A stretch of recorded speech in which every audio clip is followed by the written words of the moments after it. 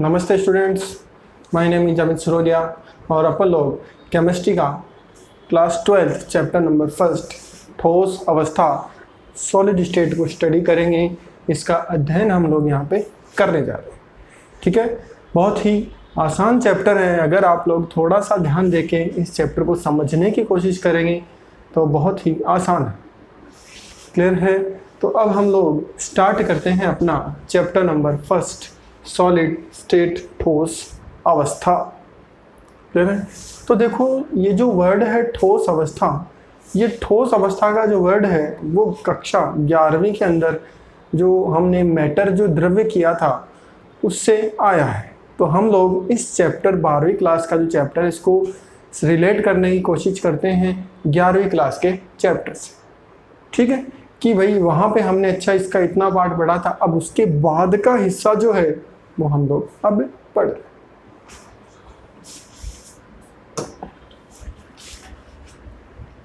तो देखो, वहाँ पे क्लास के अंदर मैं इसका एक इंट्रोडक्शन लिख रहा हूँ, हल्का सा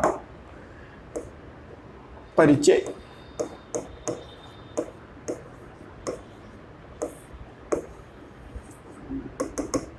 इस चैप्टर का परिचय कि कैसे हम लोग इस चैप्टर को परिभाषित कर सकते हैं, कैसे इस पाठ को, कैसे इस चैप्टर को हम लोग रिलेट कर सकते हैं इस 11th क्लास के चैप्टर से। ठीक है, तो वहाँ पे 11th क्लास का हम लोग कुछ पार्ट यहाँ पे देख रहे हैं। ठीक है, तो वो पार्ट हमने देखा था वहाँ पे परिभाषा द्रव्य की। किसकी परिभाषा? द्रव्य की। क्या होता है द्रव्य? वह है जिसका, बहुत ही आसान सी परिभाषा है, वह है जिसका द्रव्यमान हो एवं जो जगह घेरता हो द्रव्य कहलाता है। ध्यान रखना, ये द्रव्य है, द्रव नहीं है। It is matter, not a liquid.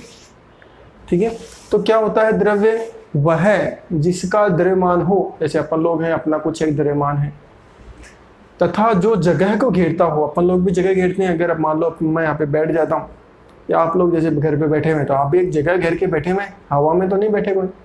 ठीक है, तो वैसे ही आपका द्रव्य क्या हो गया? जिसका द्रव्यमान हो एवं जो जगह को घेरता हो, जो स्पेस को ऑक्यूपाई करता हो, वो आपका क्या हो गया?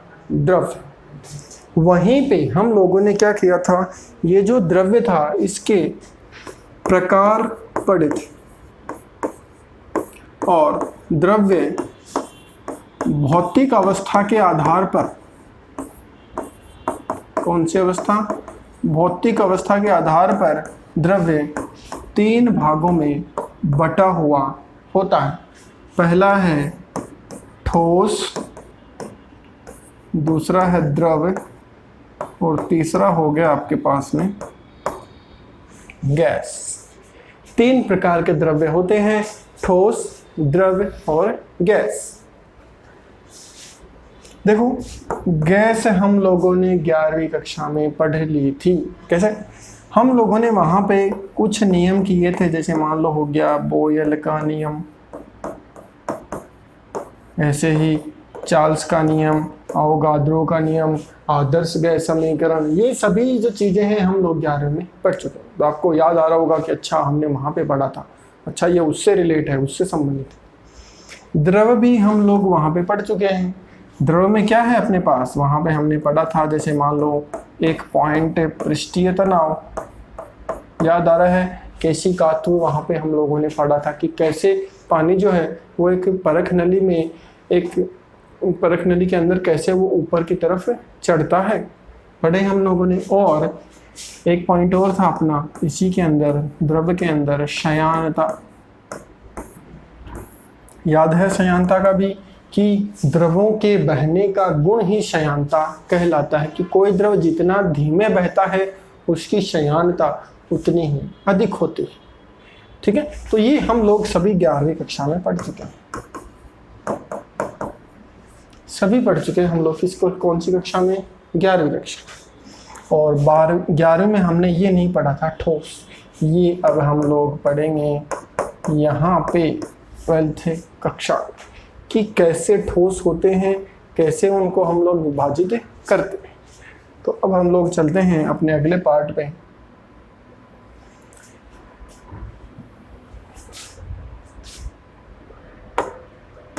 ठोस,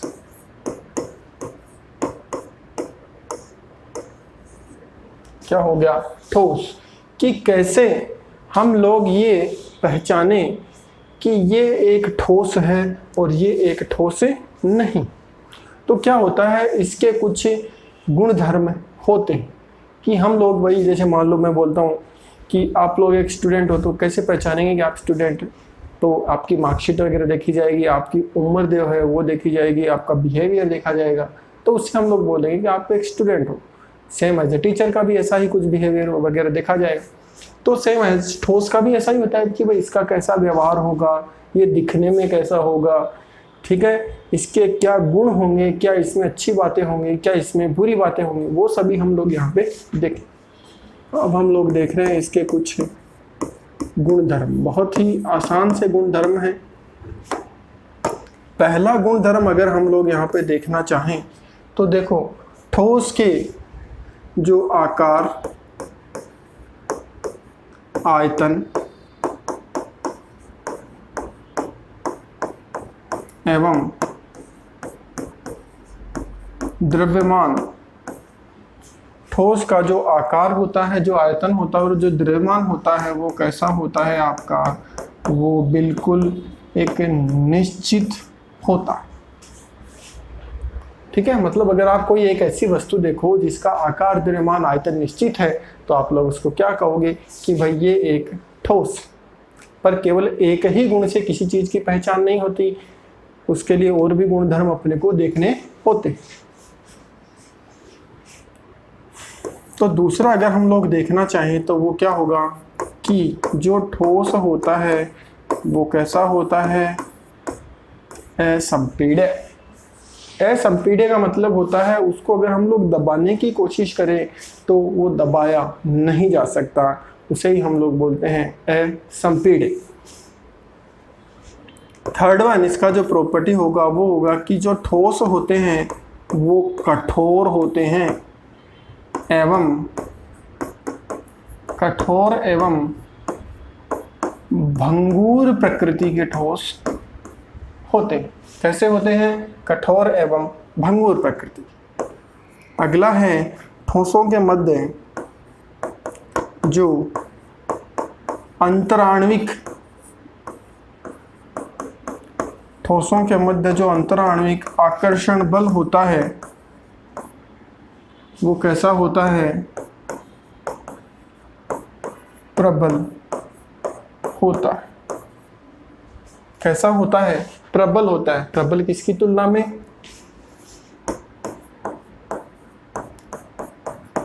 तुलनात्मक रूप से द्रव एवं गैस कि द्रव एवं गैस की तुलना में जो ठोस होते हैं उनमें अंतराण्विक आकर्षण बल जो होते हैं वो अधिक मजबूत होते हैं, अधिक प्रबल होते हैं। अगला पॉइंट अगर हम लोग यहाँ पे देखना चाहें तो वो रिक्त स्थान के बारे में होगा। वो होगा कि ठोसों के मध्य रिक्त स्थान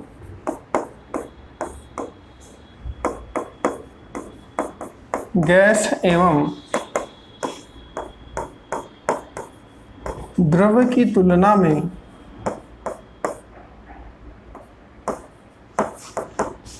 बहुत कम होता है। तो जो रिक्त स्थान होता है, जो खाली जगह होती है, जो स्पेस होता है, वो ठोसों में द्रव एवं गैस की अपेक्षा क्या होता है, बहुत ही कम। तो ये कुछ गुण धर्म हैं, जैसे आपको कोई वस्तु दे और उस वस्तु में ये सभी गुणधर्म आप लोग देखें और देखने के बाद ये पता करें कि ये ठोस है, द्रव है या फिर गैस। वैसे हम लोग ठोसों के बारे में पता कर सकते हैं। अब हम लोग चलते हैं ठोसों के प्रकार की तरफ।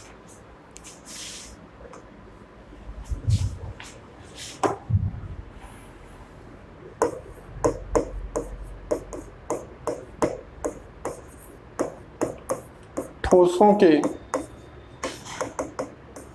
प्रकार कि अभी तक हमने ये आइडेंटिफाई कर लिया है कि भाई अच्छा ठोस ऐसे हमको पता चलेगा कि ऐसा ठोस होता है, इस प्रॉपर्टी से हमको पता चलेगा कि ऐसे ठोस होते हैं। तो ठोसों के कुल 2 प्रकार होते हैं। पहला है आपका क्रिस्टलीय ठोस। पहला जो ठोस है वो कौन सा है? क्रिस्टलीय ठोस।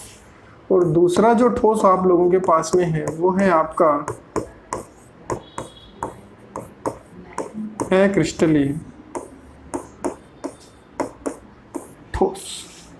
2 प्रकार के ठोस हैं, एक है आपका क्रिस्टलीय और दूसरा है अक्रिस्टलीय।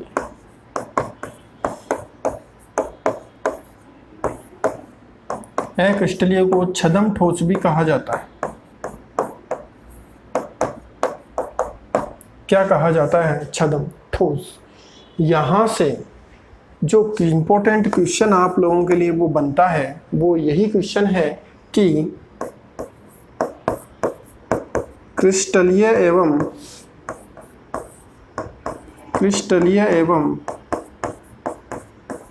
अक्रिस्टलीय ठोसों के मध्य अंतर लिखिए। यहाँ पे जो एक इम्पोर्टेंट क्वेश्चन बनता है आप लोगों के लिए वो यही बनता है कि क्रिस्टलीय एवं अक्रिस्टलीय ठोसों के मध्य कोई 2 पूछ लेगा, 3 पूछ लेगा, अंतर लिखिए। ठीक है, तो वो अंतर हम लोगों को कैसे पता चलेगा? तो देखो यहाँ पे जो एक डायग्राम बना हुआ, इस डायग्राम में आपको दिख रहा है कि एक जो ठोस है वो क्रिस्टलीय ठोस का डायग्राम है और दूसरा जो डायग्राम है वो किसका है? एक अक्रिस्टलीय ठोस। देखो यहीं पे भी हम लोग इन दोनों में अंतर देख सकते हैं। जैसे हम लोग देख रहे हैं कि इसकी जो व्यवस्था है वो एक नियमित व्यवस्था है, एक रेगुलर व्यवस्था है, जबकि अक्रिस्टलीय में कोई भी रेगुलर व्यवस्था नहीं। तो ऐसे अंतर हम लोग क्रिस्टलीय एवं अक्रिस्टलीय ठोस दोनों में देख सकते हैं। तो अब हम लोग क्या करेंगे? उन अंतर को चार्ट यहाँ पे बनाने की कोशिश करेंगे और उनको याद रखने की भी कोशिश हम लोग करेंगे। ठीक है, हम लोग चलते हैं अपने इम्पोर्टेंट क्वेश्चन क्रिस्टलीय एवं अक्रिस्टलीय ठोसों के मध्य अंतर का।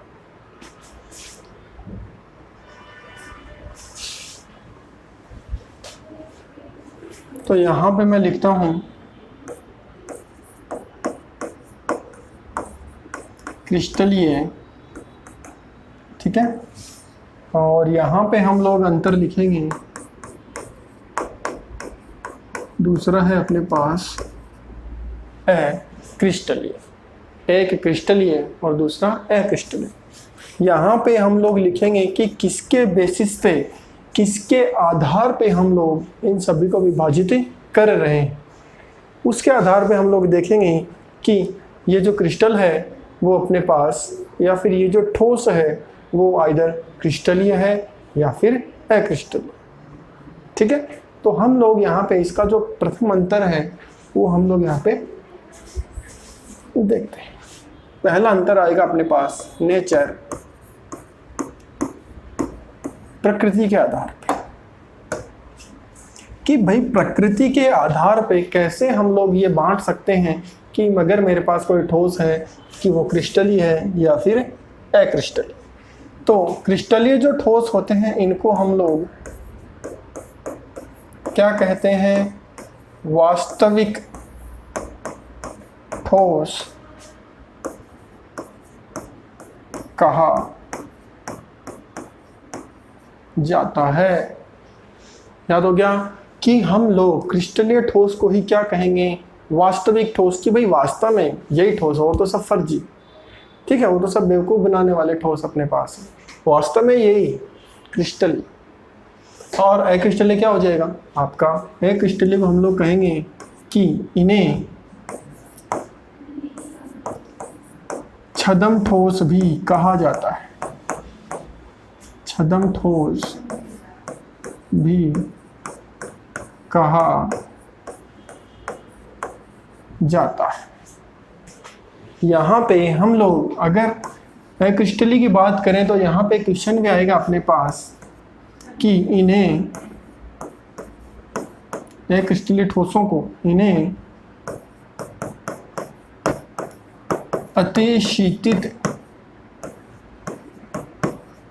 अतिशीतित द्रव भी कहा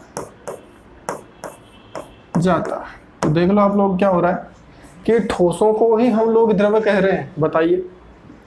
तो कांच, यहाँ पे एक एग्जाम्पल आएगा जिसका क्वेश्चन हम लोग आगे देखेंगे कि इन्हें अतिशीतित द्रव भी कहा जाता है। ऐसा क्यों है, इसका आंसर हम लोग आगे जो क्वेश्चन हम लोग इसके बाद में देखने वाले हैं वहाँ पे देखेंगे, ठीक है। दूसरा हम लोग जो अंतर देख रहे हैं वो देख रहे हैं ज्यामिति के आधार पे। दूसरा जो अंतर हम लोगों के पास में है वो कैसा है? ज्यामिति के आधार पे। तो देखो क्रिस्टलीय जो आपका ठोस होता है इसकी जो ज्यामिति होती है वो निश्चित होती है। तो हम लोग लिखते हैं निश्चित ज्यामिति लिख दो या फिर आकार। निश्चित आकार एवं एक कैसी व्यवस्था होती है? नियमित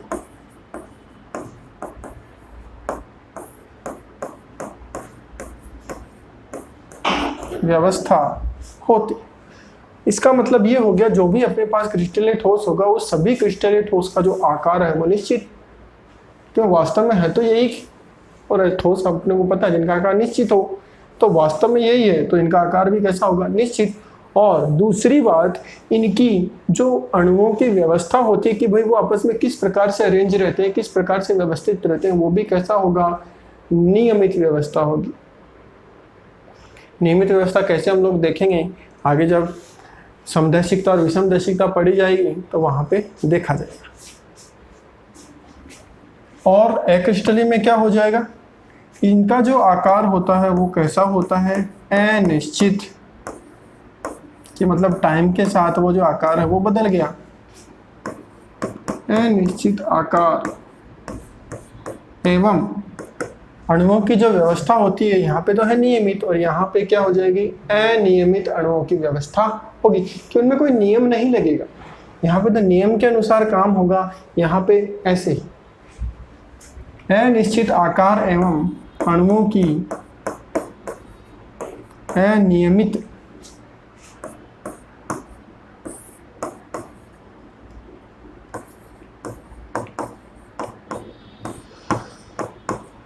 व्यवस्था होती। ठीक है, यहां तक समझ में आ गया आप सबको। अब हम लोग अगला जो इसमें डिफरेंस देखते हैं,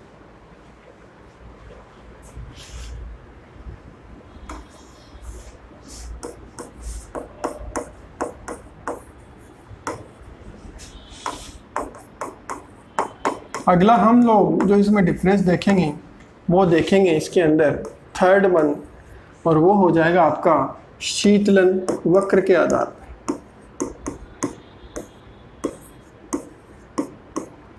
किसके आधार पे? शीतलन वक्र।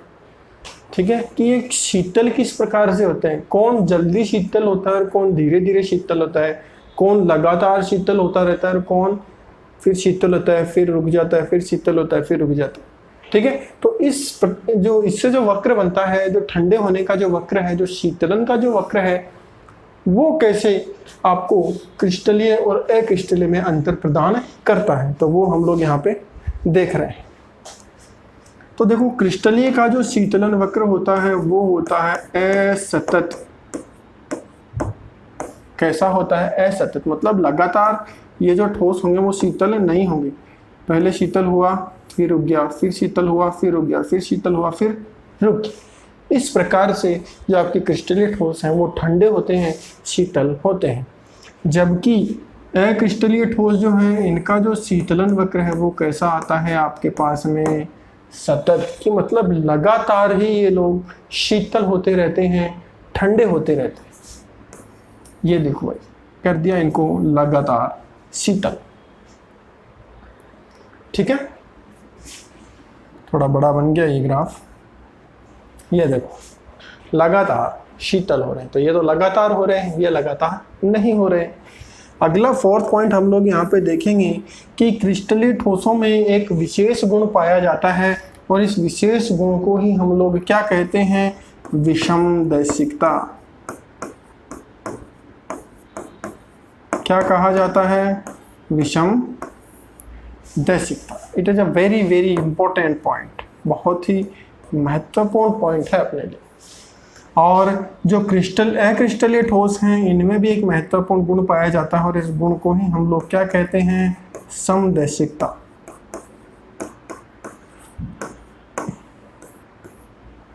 क्या कहा जाएगा, समदैशिकता। फिफ्थ पॉइंट जो है वो यहाँ पे हम लोग इनके एग्जाम्पल लिख रहे हैं।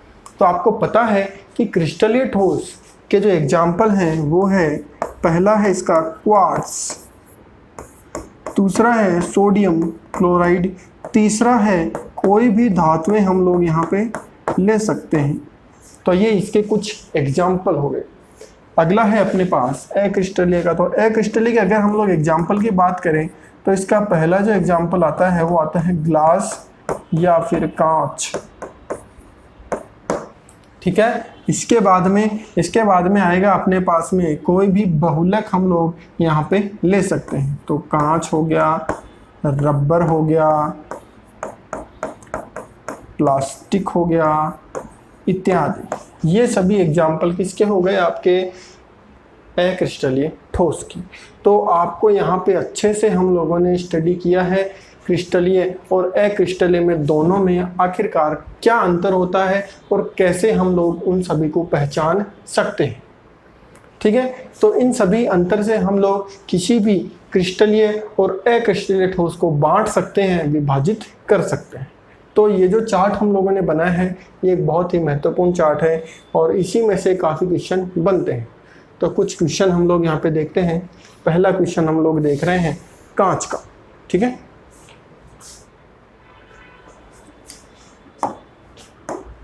तो फर्स्ट क्वेश्चन है यहाँ पे कि कांच को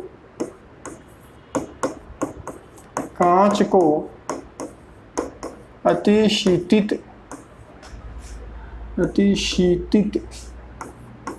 द्रव्य कहा जाता है, क्यों? कांच को अतिशीतित द्रव्य कहा जाता है क्योंकि आखिर ऐसा कौन सा कारण है कि हमने बेचारे कांच को ही जो है उसके अंदर ही उसको ही द्रव्य बना दिया, उसको ही हम लोग कहते हैं कि भाई तू बह जा। ठीक है, तो वो गुण हम लोग देखते हैं, वो गुण हम लोग यहाँ पे देखें। देखो ये एक विंडो हम लोगों ने यहाँ पे लगाई है, ये एक कांच की खिड़की है, कांच की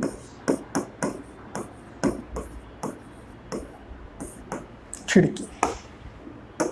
ठीक है, और ये जब हमने लगाई है, लगभग लेके आया हूँ मैं 100 साल पुरानी है।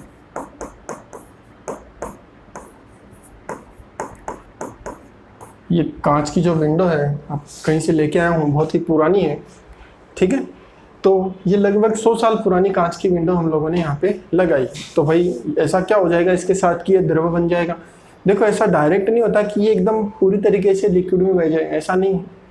तो इसका जो आंसर हम लोगों को यहाँ पे मिलेगा कि कांच को अतिशीतित द्रव क्यों कहते हैं, उसका आंसर हम लोग लिखेंगे क्योंकि, ध्यान से समझेंगे हम लोग, क्योंकि कांच में भी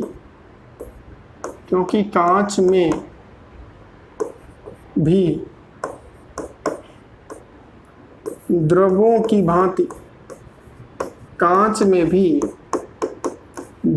भांति बहने का गुण पाया जाता है, परंतु अत्यंत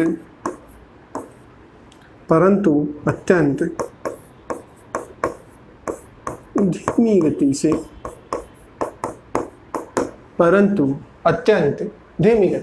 तो ये है इसका आंसर जो हमको ये बताता है कि कांच को हम लोग अतिशीतित द्रव क्यों कहते हैं। क्या है आंसर? इसका आंसर है क्योंकि कांच में भी द्रव की भांति, जैसे द्रव बहता है वैसे ही कांच भी बहता है, बट बहुत ही धीमी गति से, बहुत ही धीरे धीरे। ये नहीं है एक ही मिनट में पूरा कांच बह गया, ऐसा नहीं। कांच जो है वो बहुत ही धीरे धीरे बहेगा। तभी तो हमने ये इतनी पुरानी विंडो लेके आए हैं हम लोग, ठीक है, जो लगभग कितनी है, 100 साल पुरानी। तो देखो आखिर कैसे ये जो विंडो है वो बहेगी और इसके बहने का आपको कैसे पता चलेगा। देखो बहुत ही पुरानी विंडो है। जब स्टार्टिंग में ये विंडो लगाई गई थी तो इसकी जो शेप थी, इसकी जो विंडो की शेप थी वो कुछ ऐसी थी। जब मैंने 100 साल पहले ये विंडो लगाई तो इस विंडो की जो मोटाई है, जो थिकनेस है, वो टॉप और बॉटम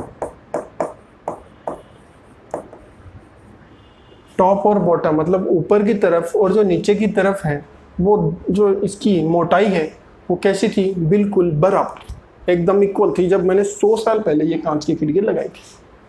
अब मैं क्या फिर 100 साल बाद में उसको देखने गया, मेजर करने गया कि जो मोटाई थी वो क्या वैसी की वैसी है या फिर इसमें कुछ चेंज आ गया है।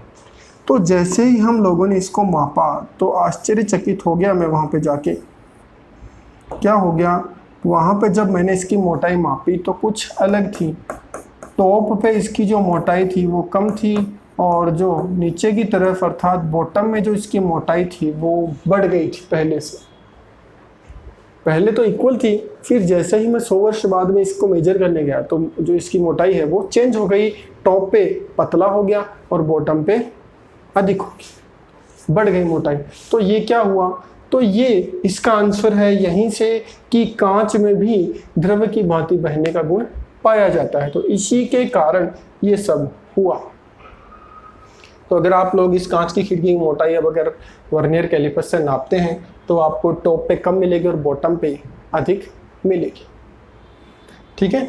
तो यहाँ पे आपको इसका जो आंसर है वो समझ में आ गया होगा कि कैसे कांच को हम लोग अतिशीतित द्रव कहते हैं। कैसे पुरानी जो चीज़ें हैं उनमें जो कांच लगे होते हैं उनकी मोटाई ऊपर की तरफ कम होती है और नीचे की तरफ अधिक होती है। ऐसा क्यों हुआ, रीज़न है, कारण है गुरुत्वाकर्षण बल।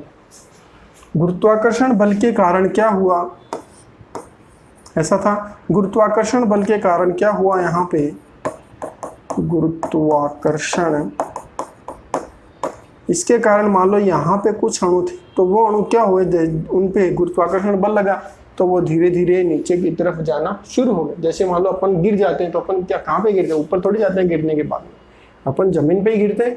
तो बिल्कुल वैसे ही ये जो कण है वो भी धीरे धीरे नीचे की तरफ जाना शुरू हो जाएंगे और बहुत ही लंबे टाइम के बाद में ये नीचे की तरफ यहाँ पे आके जमना शुरू हो जाए और यहाँ से चले गए नीचे की तरफ आगे तो यहाँ की तो मोटाई कम हो गई कि नहीं होगी और यहाँ की जो मोटाई है वो आपकी बढ़ गई। तो ऐसे हम लोग यहाँ पे देखते हैं कि कैसे कांच को जो है वो अतिशीतित द्रव कहा जाता है।